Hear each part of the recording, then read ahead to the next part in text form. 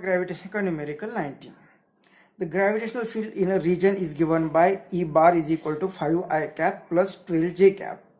और यहाँ पे A B C D ऐसे 4 क्वेश्चन दिए हैं। 4 क्वेश्चन में आपको यहाँ पे फोर्स फाइंड करना है, इलेक्ट्रिक फील्ड दिया है और फोर्स फाइंड करना है, पोटेंशियल फाइंड करना है, पोटेंशियल एनर्जी फाइंड करनी है। तो इस न्यूमेरिकल को सॉल्व करने के लिए आपको या कोई भी आगे भी ऐसे न्यूमेरिकल सॉल्व करने के लिए आपको कुछ बेसिक फॉर्मूले पता होना चाहिए। जैसे कि चैप्टर में हमने सबसे पहले फोर्स का फॉर्मूला पढ़ा है, इलेक्ट्रिक फील्ड का फॉर्मूला पढ़ा है, पोटेंशियल पढ़ा है, पोटेंशियल एनर्जी का फॉर्मूला पढ़ा है। तो अगर ये फॉर्मूले आपको आते हैं तो इनका रिलेशन एक दूसरे के साथ आपको समझ में आ जाएगा। जैसे कि ग्रेविटेशनल फोर्स का फॉर्मूला होता है, वैसे इलेक्ट्रिक फील्ड का फॉर्मूला होता है।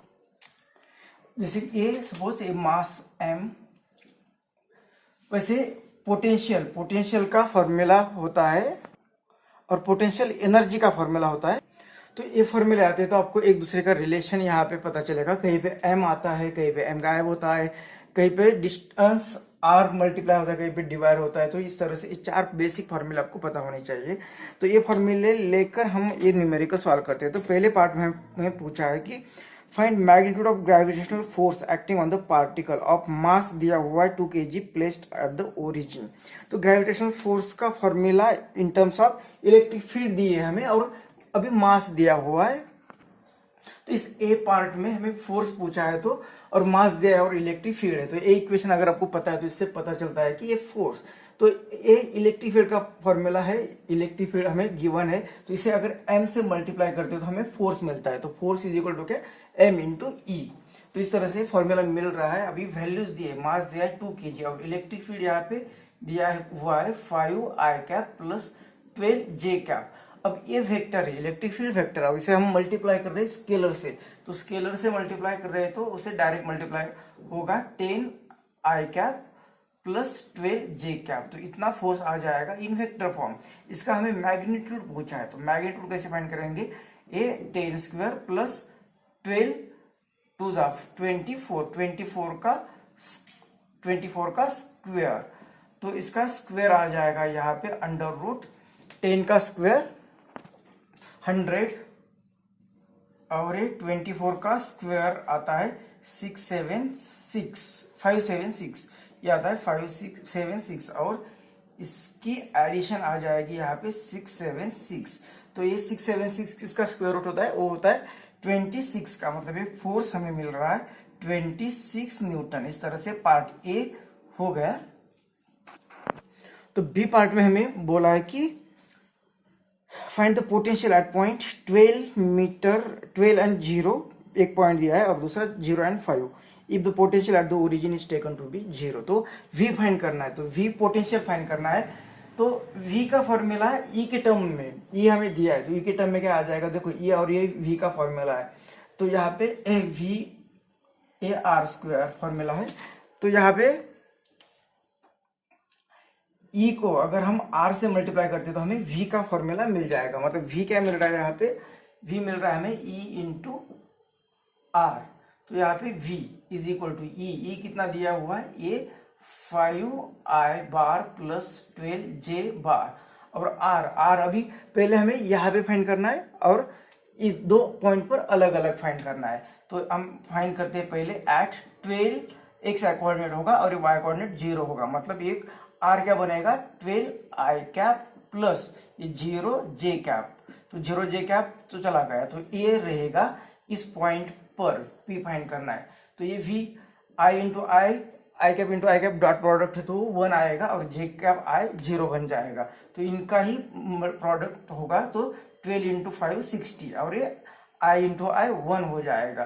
तो इतना V पोटेंशियल इतना बन जाएगा एट पॉइंट P पॉइंट पर। और डायरेक्शन हम यहाँ पे नहीं लेंगे तो ये डायरेक्शन इस तरह से हो जाएगी, अदरवाइज ये मैग्नीट्यूड आ जाएगा उसका 16। इसका यूनिट लेते हैं हम जूल पर केजी। ये यूनिट कहाँ से आ गया, तो पोटेंशियल एनर्जी का यूनिट होता है जूल एनर्जी का और ये इसे मास से डिवाइड करने के बाद ये V मिलता है तो जूल पर केजी। तो ये पार्ट ए हो गया। उसी तरह से इस पॉइंट के लिए भी फाइंड करते हैं। तो यहाँ पे v इज इक्वल टू क्या है, ई दिया हुआ है हमें ए 5 I cap plus 12 J cap, और ये आर कितना होगा यहाँ पे 0 आई कैप प्लस ये वाई का कोऑर्डिनेट 5 जे कैप। तो ये तो यहाँ पे गया, तो ये आई इंटू जे 0 हो जाएगा और जे इंटू जे 1 हो जाएगा, तो 12 5 16 जूल पर केजी इतना पोटेंशियल आ जाएगा एट .05 पर। ये बी पार्ट हो गया। अब सी पार्ट में हमें बोला है कि find change in potential energy if the particle of mass 2 kg is taken from origin to the point 12 5। तो ये पार्टिकल 2 kg का हमने ओरिजिन से इस पॉइंट पर हमने मूव किया है, तो वहां पे पोटेंशियल एनर्जी कितनी चेंज हो गई। तो चेंज इन पोटेंशियल एनर्जी का फॉर्मूला क्या है, पोटेंशियल एनर्जी का फॉर्मूला क्या है पहले, तो ये पोटेंशियल एनर्जी का फॉर्मूला है। अब हमें फाइंड इस फॉर्मूला को लिखना है इन टर्म्स ऑफ ई दिया हुआ है, ई के टर्म में लिखना है। तो कैसे लिखेंगे, तो देखो ये ई का फॉर्मूला, और यहाँ पे क्या करेंगे हम, अगर एम से मल्टीप्लाई करेंगे तो ये मिल जाएगा, लेकिन यहाँ पे आर एक ही है, तो यहाँ पे क्या करना पड़ेगा, आर से मल्टीप्लाई किया तो ये आर कैंसिल होके इस तरह से आ जाएगा। मतलब ई को क्या किया हमने, एम और आर से मल्टीप्लाई किया, एम और आर से ई को मल्टीप्लाई करेंगे तो पोटेंशियल एनर्जी मिल रही है। तो यहाँ पे एम दिया है 2 kg और ई हमें ये लेना है 5 आई कैप प्लस 12 जे कैप, और आर ये पोजीशन वेक्टर होगा या डेल्टा आर, क्योंकि ये चेंज इन पोटेंशियल एनर्जी, तो आर को भी कैसे लिख सकते हैं हम, डेल्टा आर। तो ये कहां से कहां पे, ये आर क्या होगा 0 टू एक्स कोऑर्डिनेट 12 चेंज हुआ है और वाई कोऑर्डिनेट 0 टू 5 चेंज हुआ है। तो इस डेल्टा आर या आर को कैसे लिख सकते हैं हम, 12 माइनस 0 12 आई कैप और प्लस 5 माइनस 0 5 जे कैप, इतना डेल्टा आर आ जाएगा।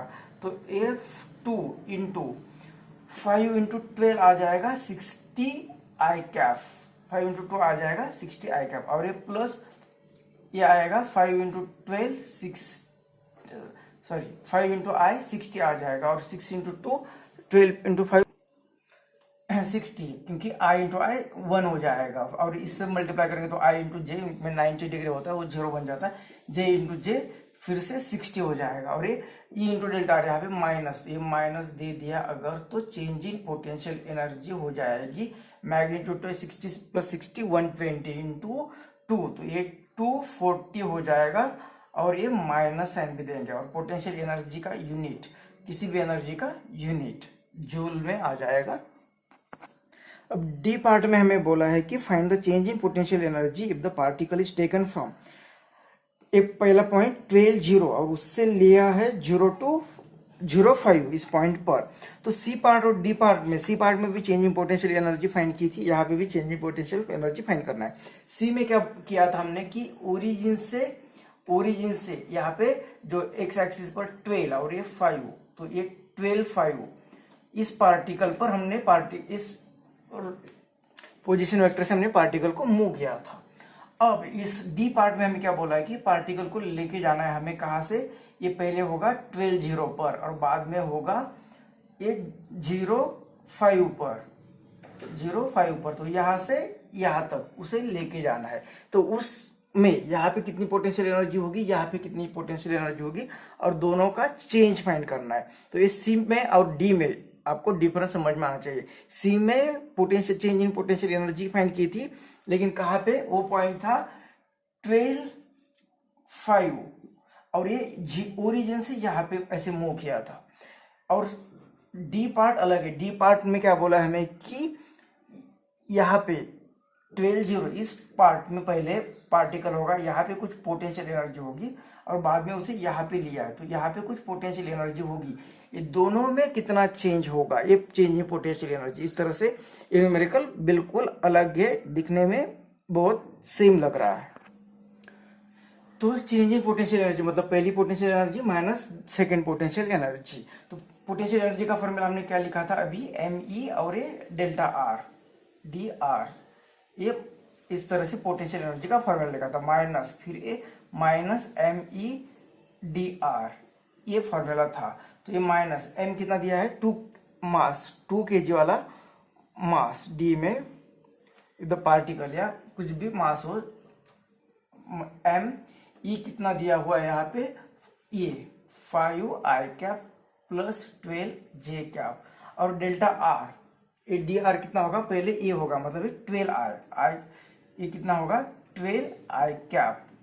अब ये माइनस और ये माइनस प्लस, ये माइनस और माइनस प्लस, और कितना ये एम जो भी है, ये कितना है ये 5 आई कैप प्लस 12 जे कैप, और ये डेल्टा आर। अब यह इसमें ये होगा वाई वाला 0 आई कैप प्लस 5 जे कैप, तो ये कितना आ जाएगा, तो ये आई, ये 12 जे और आई का मल्टीप्लिकेशन तो 0 आ जाएगा, तो ये 12 इंटू 5 60 आई कैप एम इंटू 60 आई कैप, और ये माइनस और ये प्लस ये एम, और ये आई और जे का मल्टीप्लिकेशन 0 आ जाएगा, ये प्रोडक्ट डॉट प्रोडक्ट में सिर्फ मैग्नीट्यूड आता है, और 12 इंटू 5 60, तो ये 60, तो ये कितना आ जाएगा यहाँ पे 0, तो चेंज इन पोटेंशियल कितना आ रहा है यहाँ पे 0।